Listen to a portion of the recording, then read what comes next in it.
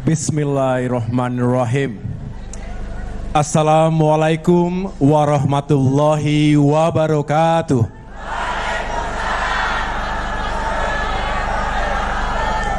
Salam sejahtera untuk kita semua. Shalom. Om Swastiastu. Namo Buddhaya. Salam kebajikan. Alhamdulillah, kita telah memasuki tahun 2024. Tahun politik, tahun yang menentukan arah kepemimpinan Indonesia 5 tahun mendatang.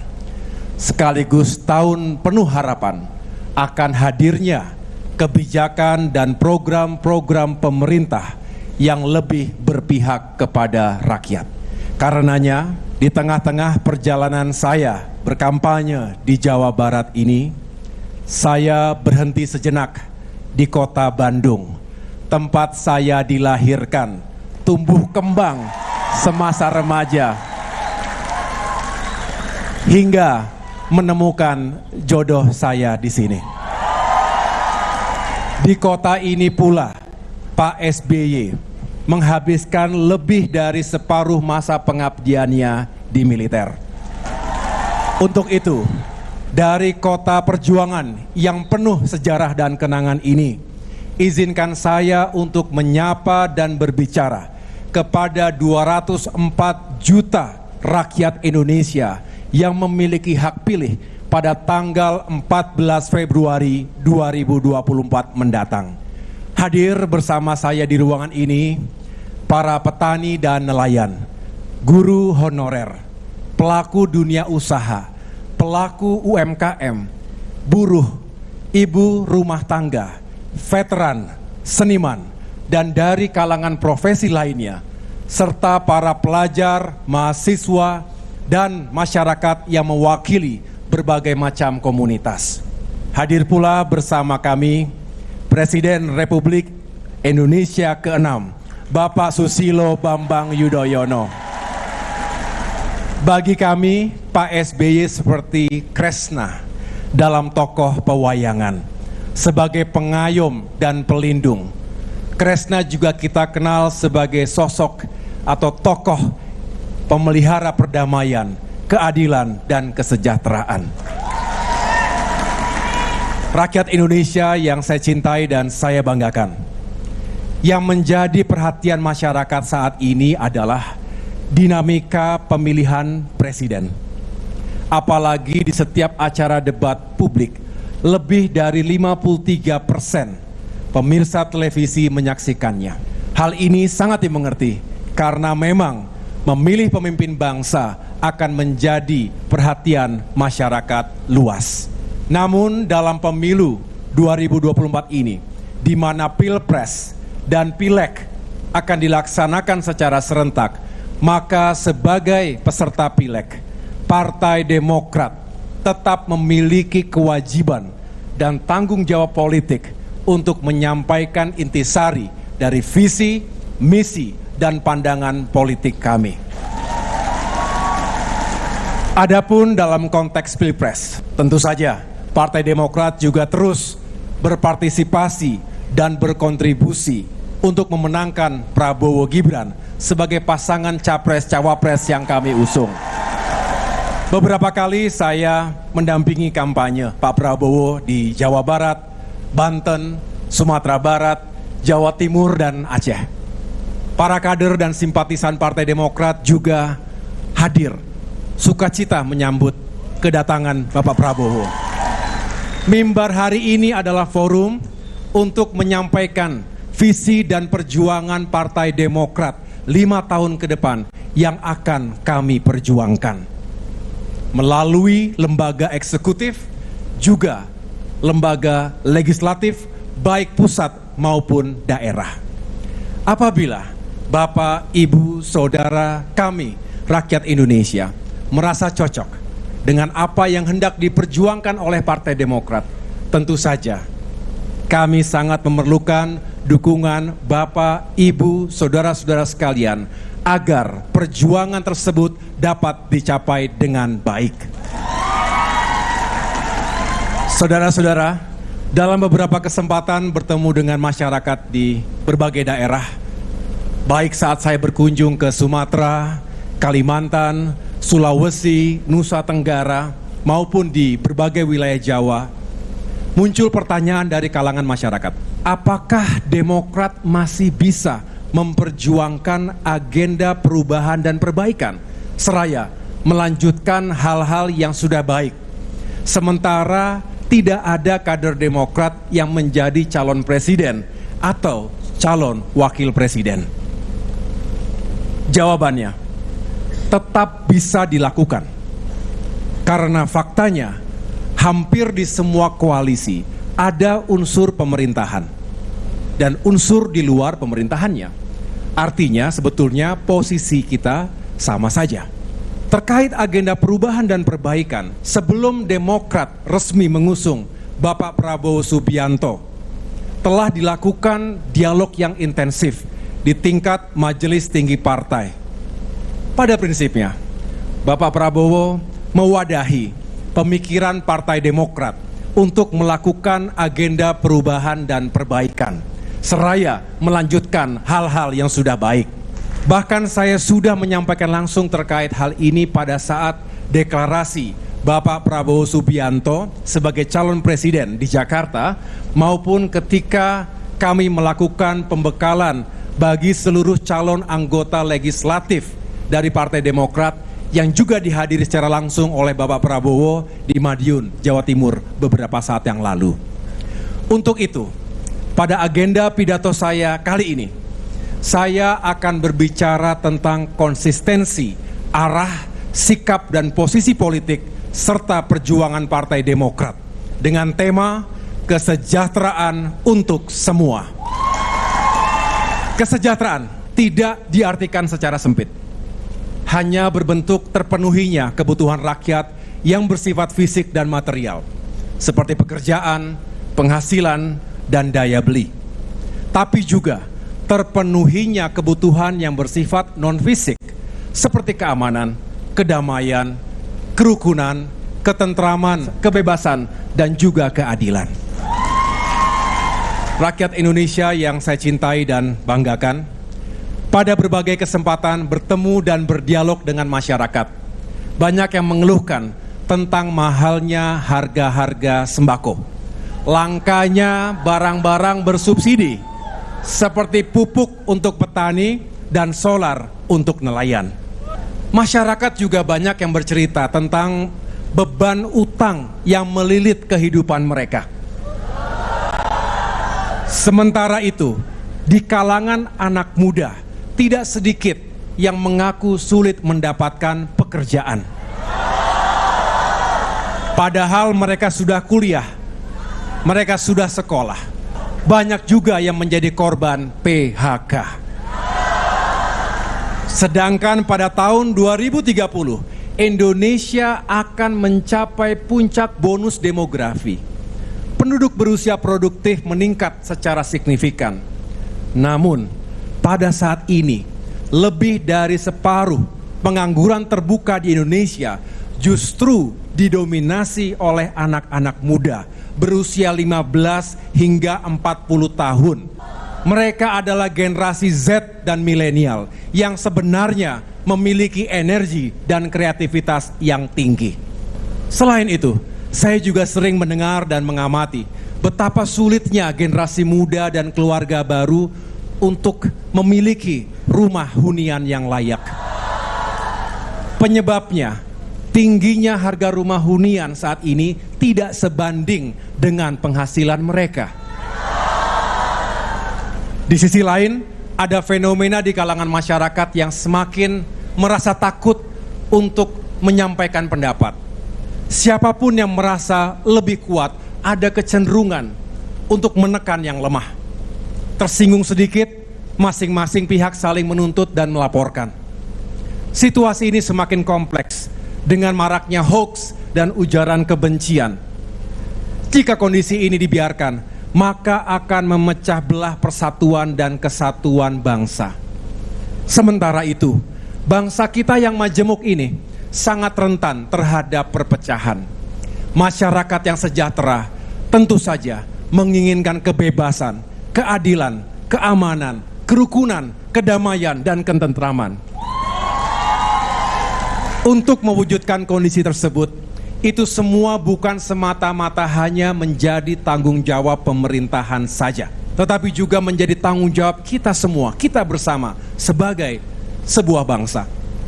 Itulah mengapa Partai Demokrat telah memikirkan dan merumuskan secara seksama agenda perubahan dan perbaikan seraya melanjutkan yang sudah baik agar tidak hanya menjadi janji-janji belaka.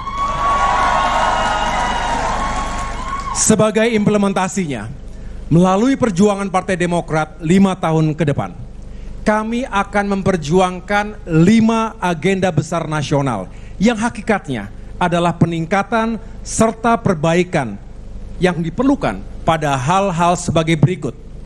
Pertama, ekonomi dan kesejahteraan rakyat. Kedua, kualitas sumber daya manusia dan lingkungan hidup. Ketiga, kualitas penegakan hukum dan keadilan. Keempat, kehidupan demokrasi dan kebebasan rakyat. Dan kelima, tata kelola pemerintahan.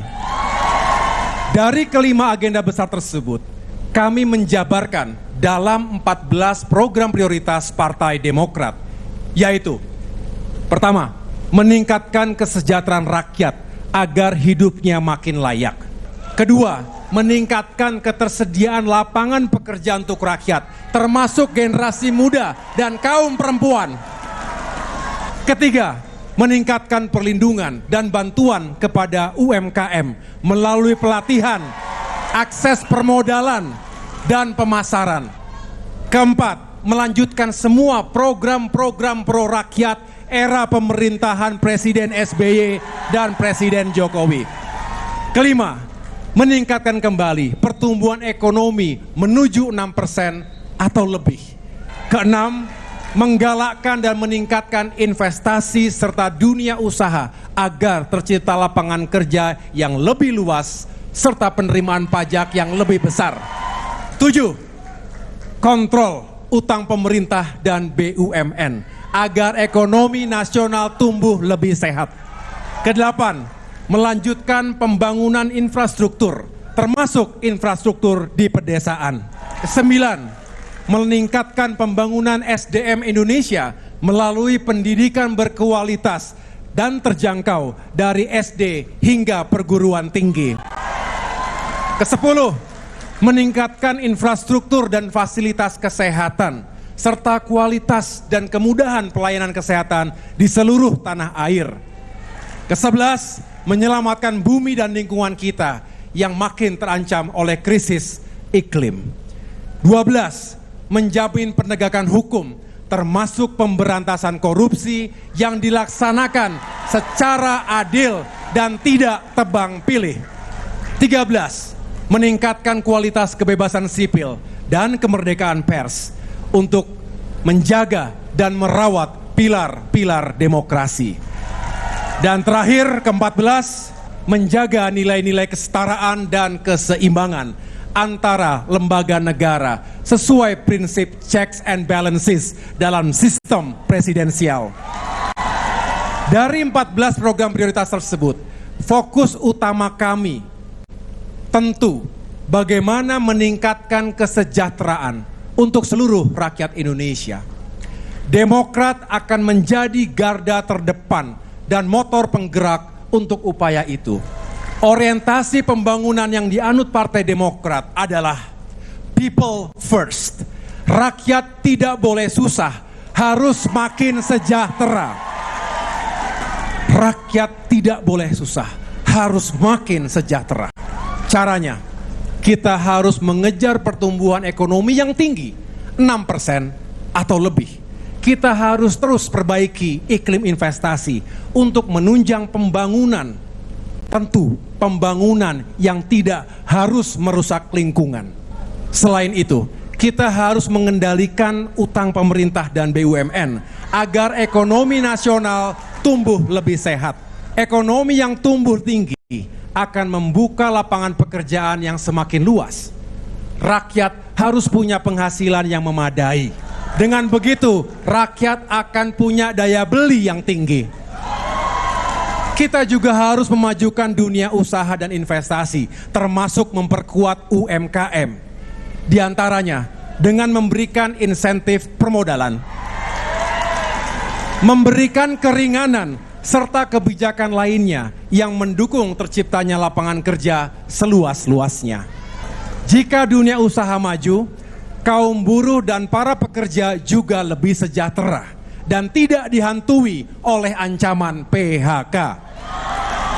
Tak lupa, kita perbaiki tata kelola BPJS Ketenagakerjaan dan juga sistem pelayanan dan perlindungan bagi TKI. Selain itu, Partai Demokrat akan memperjuangkan agar harga-harga kebutuhan pokok menjadi lebih murah.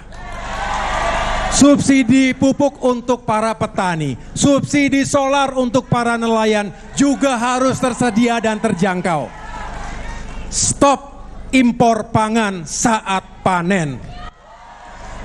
Kemudian, Partai Demokrat juga akan memperjuangkan agar gaji ASN, guru, tenaga kesehatan, TNI, Polri, perangkat desa, dan pensiunan naik setiap tahun.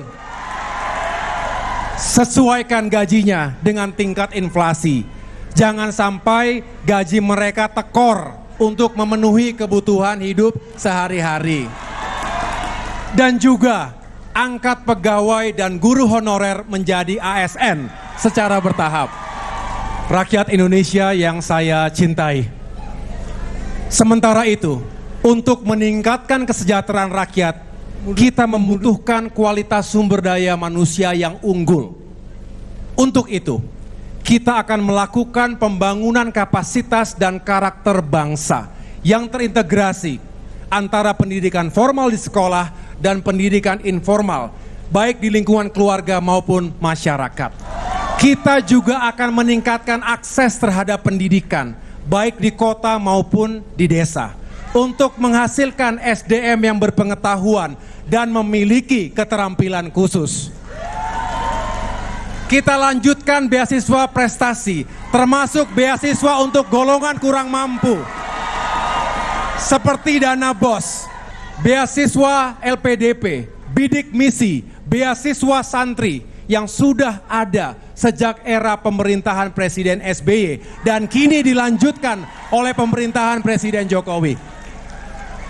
Kita juga akan memperkuat kerjasama antara pemerintah, lembaga pendidikan, dan dunia usaha agar lulusan pendidikan kita lebih mudah terserap lapangan kerja sesuai pengetahuan dan keterampilannya.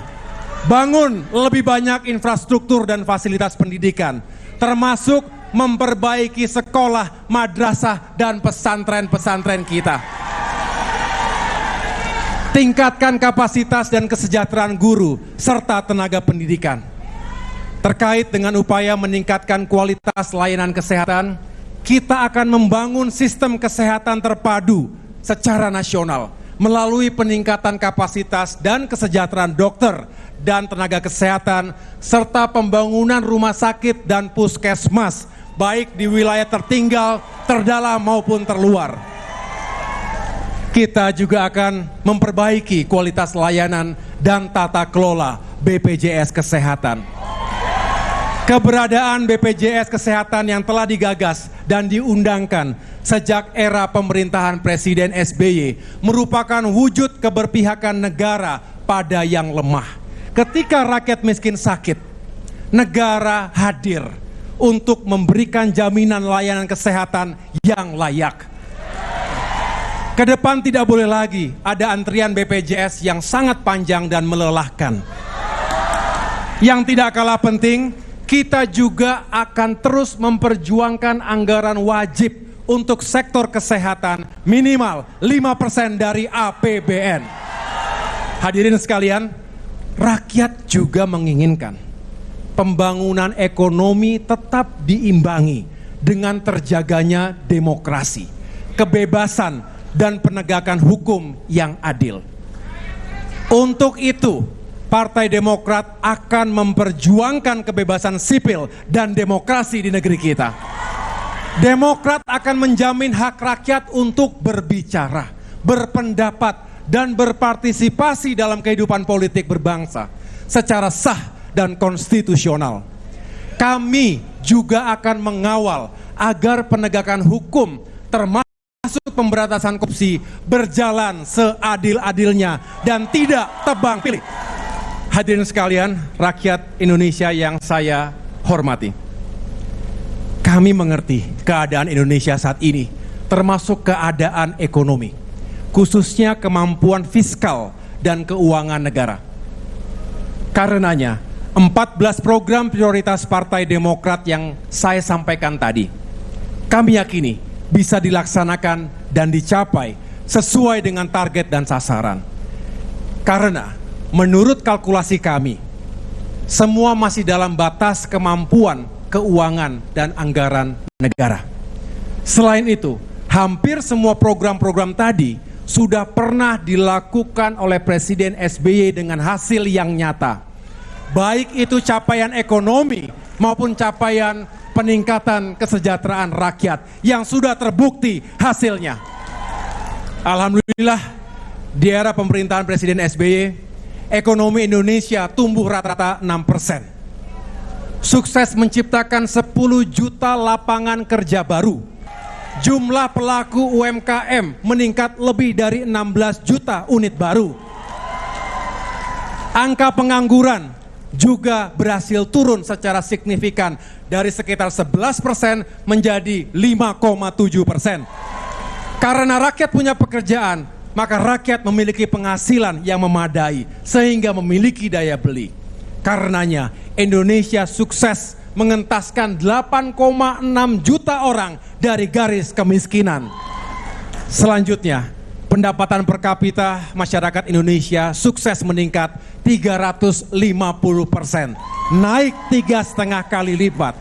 Karena pendapatan masyarakat dan dunia usaha meningkat, maka penghasilan negara atas pajak juga meningkat pesat. Apalagi sumber APBN kita hampir 80% berasal dari pajak. Alhasil, APBN ketika itu meningkat 400% selama masa pemerintahan Presiden SBY. Dengan meningkatnya pendapatan negara, kita memiliki ruang fiskal yang jauh lebih leluasa. Sehingga program-program pro rakyat bisa diwujudkan dan dirasakan manfaatnya oleh wong cilik. Di antaranya, program BPJS, dana desa, pupuk bersubsidi untuk petani, solar bersubsidi untuk nelayan, KUR, kredit usaha rakyat, PNPM, program nasional pemberdayaan masyarakat, BLT, bantuan langsung tunai, bantuan sosial bagi disabilitas, lansia, dan korban bencana alam, Raskin, beras untuk masyarakat miskin, PKH, program keluarga harapan, dana BOS, bantuan operasional sekolah, beasiswa bidik misi, bantuan pendidikan bagi mahasiswa miskin berprestasi, beasiswa LPDP, hingga beasiswa santri, termasuk berhasil menaikkan anggaran pendidikan nasional sebesar 478%. Berkat ruang fiskal negara yang memadai, Indonesia juga mampu melanjutkan dan mempercepat pembangunan infrastruktur yang tertunda sejak era reformasi. Melalui program MP3EI, Master Plan, Percepatan dan Perluasan Pembangunan Ekonomi Indonesia, Bandara Kuala Namu di Sumatera Utara dan Bandara Sepinggan di Kalimantan Timur, Jalan Kelok 9 di Sumatera Barat, serta Jalan Tol Bali Mandara di Bali adalah beberapa contoh pembangunan infrastruktur di era Presiden SBY. Selain infrastruktur transportasi, ruang fiskal negara saat itu juga memungkinkan untuk membangun infrastruktur di bidang energi, infrastruktur pendidikan dan kesehatan, serta memodernisasi besar-besaran alutsista TNI dan Polri. Namun, pembangunan aspek manusia tidak ditinggalkan. Buktinya, gaji ASN, guru, TNI, Polri dan pensiunan naik setiap tahunnya. Selama 10 tahun, kenaikan gaji terjadi 9 kali dengan total kenaikan 112%. Yang tak kalah pentingnya, pemerintahan SBY juga sukses mengangkat 1,1 juta pegawai dan guru honorer menjadi ASN secara bertahap dan sesuai kemampuan keuangan negara. Selain berhasil membangun ekonomi dan meningkatkan kesejahteraan rakyat, pemerintahan era Presiden SBY dan Partai Demokrat berhasil mewujudkan perdamaian Aceh serta menuntaskan penyelesaian konflik vertikal dan horizontal lainnya seperti di Papua, Ambon, Sampit, dan Poso. Pemerintahan Presiden SBY dan Partai Demokrat juga berhasil mengakhiri embargo militer dunia internasional, melunasi hutang IMF pada tahun 2006 sebelum jatuh tempo, serta untuk pertama kalinya Indonesia berhasil masuk menjadi anggota G20 pada tahun 2008. Ketika itu, Indonesia semakin dihormati dan disegani oleh dunia internasional. Kemudian pemerintahan Presiden SBY terbukti mampu mewujudkan pertumbuhan ekonomi 6% atau lebih di atas bangunan demokrasi yang kian matang. Tidak terjadi eksploitasi, politik identitas, dan politik fitnah yang memecah belah kita. Hukum dijalankan tidak dengan tumpul ke atas dan tajam ke bawah, atau tumpul ke kawan dan tajam ke lawan.